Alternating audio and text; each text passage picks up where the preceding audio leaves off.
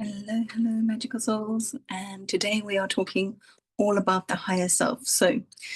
There's a lot of confusion from people about what is the higher self. So, the higher self is that part of you that is still connected to Source, God, the Creator, whatever you want to call that original area that we come from, the divine. And you can imagine that it's like a tube going from Source into the top of your head, maybe.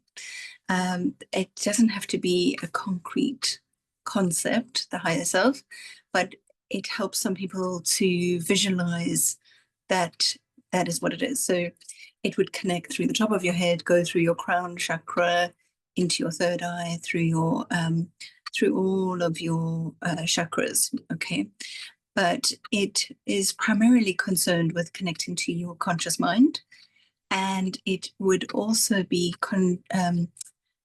quite connected to your intuition, which we feel is in the solar plexus. So we often say, "Oh, I had some intuition, and I acted on it, and I saved myself some money, or I found where I was supposed to go, etc., etc." So it can be connected to intuition, but it isn't intuition. So we have intuition that is more like connected with the ego mind. So in our daily lives, we have many things that we need to uh, work on, connect to, understand, and we can use our intuition, our gut instinct, to help us navigate our daily lives. But when we invite our higher self to come in and be a part of the process, we can find that our lives improve tenfold, because all of a sudden it's like, imagine that you're a submarine going through the third dimension, or the physical plane that we call Earth, and your higher self could be like a periscope sticking up and seeing what's ahead of you, seeing the truth. It can see what you can't see.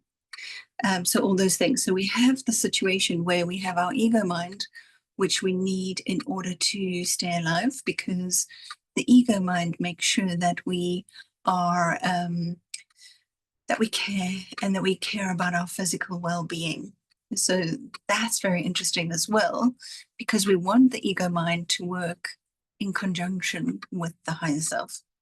Then we have the best of both worlds. We have up and below in conjunction. So, but what we can find is that the ego mind has been in charge since we were born. Since day one, it's been the CEO, it's been the chief operations officer, it's been the financial advisor, it's been everything to us. And it's done this to protect us and to help us survive in this very difficult dimension, this very difficult plane. And we need that. But at the same time, there are jobs that the ego mind cannot do, that the higher self is excellent at doing. So we want to transfer the jobs and delegate them to the right areas of our existence. So we need to therefore make sure that the ego mind allows the higher self to come in. So that can be the number one reason why you're not connecting to your higher self, if you're not connected to it, if for some reason. So you would just simply say a prayer, something like, ego, I love you, I thank you. You're always going to be a part of my journey, but just step aside now while I connect with my higher self. Okay. Now, sometimes our egos are very, very nervous of anything that they cannot see. And that's because we've had trauma in our lives, and we've kind of been designed to put our ego in front so that it will hold us in the right space. But what we can find then, when we want to then try to connect to our higher self, is the ego says, I don't think so, not on my watch. I don't know who this higher self is. I'm not going to hand over the reins to this thing. I can't even see it. So that's the problem. The ego mind can see a car, a cup, a brick wall, a house, whatever your eyes can see, the ego mind can see.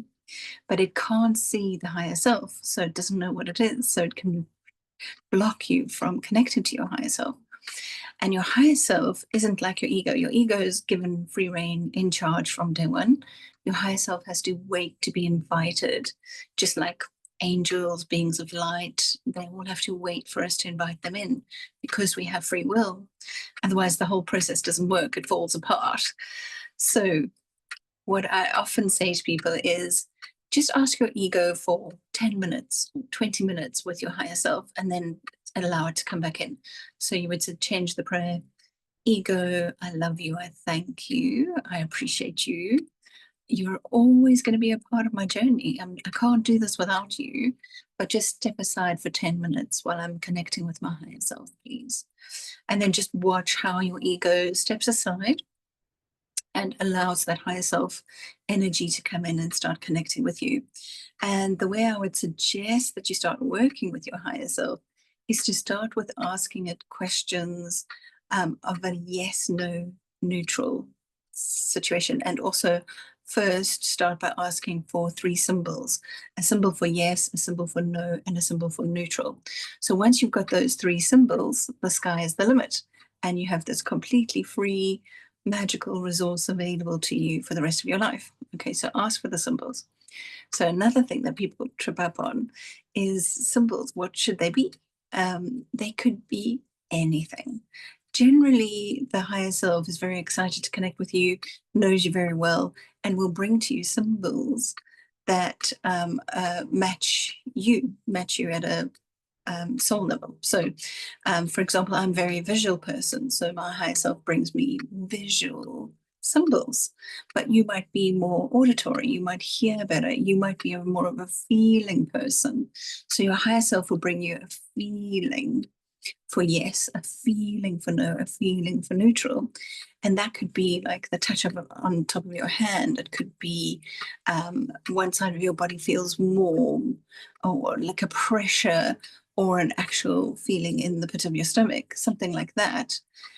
So some of you are lucky enough to have all your senses online.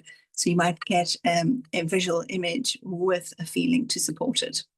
And the interesting thing about the higher self is once you've practiced, if you've done your 30-day practice, so if you read the information on this website, you'll see that I suggest and recommend a 30-day practice with your higher self so that you can really get to know your higher self and really build up that connection, that trust, that energy that needs to be brought to the fore, so that you can know without a shadow of a doubt that your higher self is saying yes, no, or neutral.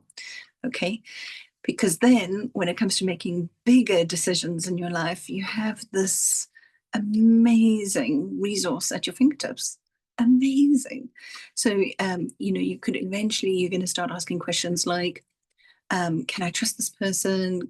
Should I change job? Should I change country? Should I study something different, etc., etc. And your higher self, because it knows you at a soul level, it knows what your mission and purpose is for this lifetime. It's going to be able to answer that question very well for you. So if you read through the notes that I've got on this website, you'll see that I've said start off with very simple questions. You don't want to start off with big questions while you're building up a rapport. So you should be asking questions that you want to know the answer to, but that are not that important. So like, higher self, should I have a cup of tea now? And then you might get a yes, no, neutral. Or if your higher self says yes, then you can say, should I have peach tea or green tea or white tea or whatever? And then narrow it down from there. Or should I wear the blue blazer today or the red scarf or whatever it is? And then you'll notice that people will say to you, oh, that color is really good on you. And that's how you can know that your higher self chose the correct item for you. Now, this is just for the first 30 days. You can then switch up to asking bigger and more important questions after that time. But just to get yourself going, ask questions where it doesn't really make a difference to you if your higher self says yes or no. Should I go left here? Should I should I go to this party or not? Doesn't really matter if you go or not. But those are the kinds of things that you could ask your higher self. And remember, if your higher self tells you yes, then you have to follow through with that information. You can't then say, oh, well, I disagree and I'm not going to do it, because your higher self will, it is a part of you, but it will also pull back and say, okay, well, I'm not going to spend my energy on connecting with you if you're not going to take me seriously and take my answers seriously. So you do want to build up a very good relationship with your higher self, and you'll be able to navigate the world so much more easily, save yourself a lot of time, money, hassle, and your life will just go into a much better flow. Trust me, a much better flow.